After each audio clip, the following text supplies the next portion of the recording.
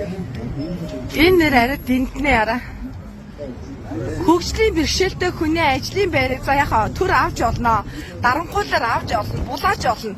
Гэхдээ арай ингэж булаахгүй, ингэж харгислалаар дарангуулж ингэж авахгүй. Энэ арай нийтийн эзэмслийн зам гэж бол явгооны замд ерөөсөө саад олоогүй. Тэгэхэд хараа ингээ гудамд гаргаж болдгийг гинэ. Нөгөө хөгжлийн бэрхшээлтэй хүн шокнд орсон. Одоо би энэ өдөө өчтөр шүн цас орж байхад ингээд ийм үйл гаргачихж байгаа байхгүй юу? Тэгээ чам борооноор гिचээр ингэж хүний эд хогшлыг эд бараатай ингэж ийм байлгаж болохгүй. Тэгэхэд тэр араа тэр автобусны буудлаас ийм хол.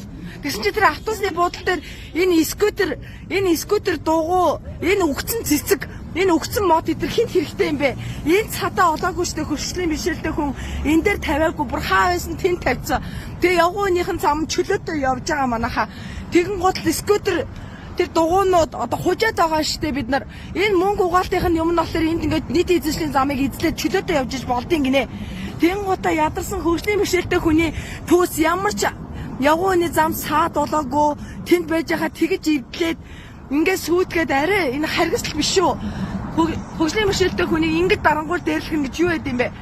Тэгэхэд одоо энэ дуундаг дугуйнуудыг хар бид нар хужаад байгаа юу? Энэ нийт эзэмшлийн замаа тэгвэл юу ч байхгүй байх нь яасан? Бас л нэг бизнес нь ингээд бүр өнгө өнгөөрөө төр